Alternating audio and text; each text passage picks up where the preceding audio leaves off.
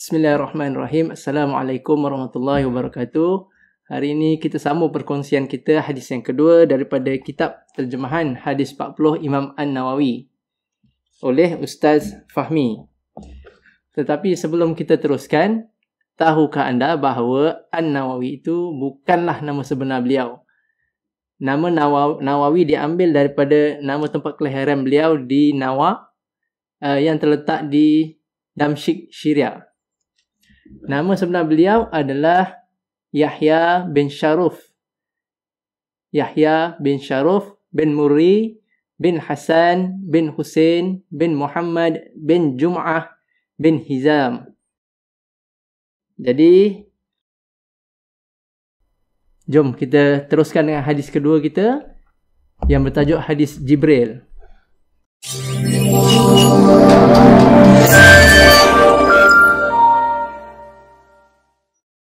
Baiklah, hadis kedua ini sedikit panjang. Saya akan bacakan terlebih dahulu hadis tersebut. Kemudian kita akan lihat penerangan daripada Ustaz Fahmi berdasarkan catatan yang telah saya lakukan. Bismillahirrahmanirrahim. Daripada Sayyidina Umar bin Al-Khattab radhiyallahu anhu. Katanya, sedang kami duduk di dalam majlis bersama Rasulullah SAW pada suatu hari.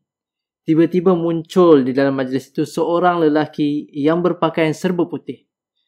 Berambut terlalu hitam. Tiada kesan yakni atau tanda yang menunjukkan bahawa ia adalah seorang musafir. Dan tiada pula di antara kami yang mengenalinya. Lalu duduk ia bersama Rasulullah SAW dan ditemukan kedua lututnya dengan kedua lutut Rasulullah. Serta diletakkan kedua tapak tangannya ke atas kedua pahanya lalu berkata, Ya Muhammad, kabarkan kepadaku tentang Islam. Rasulullah SAW menjawab, Islam itu adalah kamu mengucapkan syahadah bahawa tiada Tuhan melainkan Allah Subhanahu Wa Taala dan bahawasanya Muhammad itu utusan Allah, dan mendirikan sembahyang, mengeluarkan zakat, berpuasa pada bulan Ramadan, dan menunaikan haji ke Baitullah apabila kamu mampu untuk menyediakan perjalanan kepadanya. Lelaki tersebut menjawab, benar katamu. Berkata Umar radhiyallahu anhu, kami merasa hairan dengan tingkah laku lelaki tersebut. Dia yang bertanya, dia pula yang mengiyakannya. Lelaki tersebut bertanya lagi, kabarkan kepadaku tentang iman. Rasulullah SAW menjawab, iman itu adalah engkau percaya kepada Allah, malaikat-malaikatnya, kitab-kitabnya, rasul-rasulnya, hari akhirat, dan hendaklah engkau percaya kepada takdir Allah sama ada yang baik ataupun yang buruk. Lelaki itu berkata, benar katamu. Kabarkanlah kepadaku tentang ihsan. Rasulullah SAW menjawab, yakni ihsan itu adalah engkau menyembah Allah seolah-olah engkau melihatnya. Sekiranya engkau tidak dapat melihatnya, sesungguhnya Allah sentiasa dapat melihat engkau. Kabarkan padaku tentang hari kiamat. Rasulullah SAW menjawab, tiadalah orang yang ditanya itu lebih mengetahui dari orang yang bertanya. Lelaki itu menjawab, yakni kalau begitu, kabarkan kepadaku tanda-tandanya. Rasulullah SAW bersabda, apabila hamba perempuan melahirkan tuannya sendiri, apabila engkau melihat orang yang berkaki ayam, tidak berpakaian, pengembala kambing, yang ini berbangga-bangga dan berlumba-lumba membina bangunan yang tinggi. Kemudian beredar keluar lelaki itu dari majlis tersebut. Lalu bersabda Rasulullah SAW, tahukah engkau wahai Umar, siapakah lelaki yang menyoal tadi?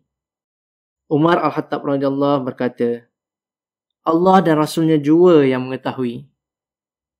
Rasulullah SAW menjawab, itulah Jibril alaihissalam yang telah mendatangkan kalian untuk mengajarkan kalian mengenai pelajaran agama kalian. Hadis riwayat Muslim. Baiklah, sewaktu di awal hadis itu tadi dikatakan oleh Umar bahawa lelaki yang dilihatnya itu adalah tidak menunjukkan seperti ia adalah seorang musafir. Jadi bagaimana mereka melihat ini dikatakan bahawa kerana kebiasaannya orang Arab yang bermusafir adalah akan lihat ada tanda padanya. Contohnya baju dan juga rambutnya berdebu. Kemudian ada dinyatakan bahawa diletakkan kedua tapak tangannya ke atas kedua pahanya.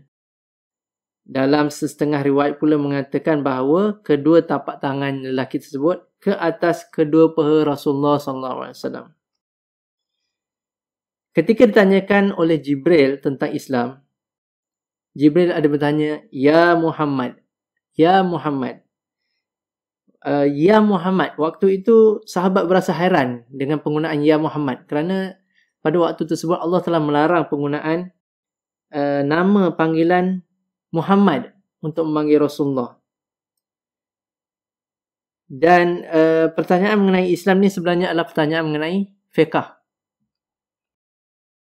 Ketika ditanyakan mengenai soalan seterusnya, kabarkan kepadaku tentang iman. Ini adalah pertanyaan berkaitan dengan akidah. Apabila ditanyakan tentang ihsan, berbeza sedikit dengan ketika ditanyakan tentang Islam dan juga tentang iman. Apabila Rasulullah menerangkan tentang ihsan, Jibril tidak berkata benar katamu seperti ketika diterangkan oleh Rasulullah mengenai Islam dan iman. Ini adalah kerana penilaian mengenai ihsan itu hanya diketahui oleh orang tersebut dan juga Allah sahaja. Disebut di sini bahawa terdapat dua makam ihsan, iaitu yang pertama adalah makam muqarabah.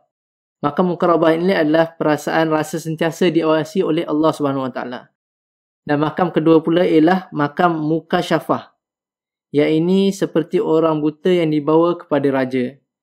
Di mana kalau orang buta dibawa kepada raja, maka dia akan sentiasa rasa dilihat oleh raja sepanjang masa dan mengikuti saja apa yang disuruh. Dan makam ini adalah lebih tinggi daripada makam yang pertama itu tadi. Apabila ditanyakan tentang hari kiamat dan Rasulullah kata tidak mengetahuinya, lebih daripada orang yang bertanya, kemudian ditanyakan tentang tanda-tandanya pula. Dan apabila Rasulullah menjawab, Rasulullah ada berkata, apabila hamba perempuan melahirkan tuannya sendiri. Terdapat 4 maksud atau tafsiran terhadap ayat ini. Tafsiran yang pertama ialah ianya adalah merupakan sindiran kepada anak-anak yang derhaka. Tafsiran yang kedua pula adalah berkaitan apabila anaknya adalah seorang merdeka tetapi maknya adalah seorang hamba. Ini mungkin berlaku akibat mereka berpisah semasa kecil. Dalam tafsiran yang ketiga, memaksudkan bahawa ayat ini menyatakan bahawa terdapat berlakunya perniagaan hamba-hamba perempuan di mana mungkin disebabkan akibat terpisah seperti contoh kedua tadi, maka anak tersebut yang akan membeli mak dan dijadikan hambanya. Dan dalam tafsiran keempat pula ialah bererti orang tua berkhidmat untuk anak-anak. Contohnya, mak menjaga cucu, yang ini anak-anak lah. Dan ini banyak berlaku di akhir zaman, seperti zaman kita sekarang. Kemudian di akhir tu dia katakan pengembala kambing berbangga-bangga dan berlumba-lumba membina bangunan yang tinggi-tinggi. Dimaksudkan kat sini pengembala kambing ni ialah negara-negara Arab, dari negara-negara Arab. Apabila dikatakan beredar keluar lelaki tersebut dari majlis tersebut, ditafsirkan bahawa Umar dan sahabat termenung seketika. Termenung seketika ni pun ada yang menyatakan termenung selama 3 hari, sehingga 3 hari termenungnya. Dan bila Rasulullah tanya, tahukah siapa orang yang datang tadi? Mereka, Umar dan sahabat menjawab, Allah dan Rasulnya juga yang lebih mengetahui. Ini adalah satu bentuk tawaduk, cara menjawab kepada Rasulullah bahawa hanya Allah dan Rasul sahaja yang mengetahui. Wallahu a'lam bishawab. Assalamualaikum warahmatullahi wabarakatuh.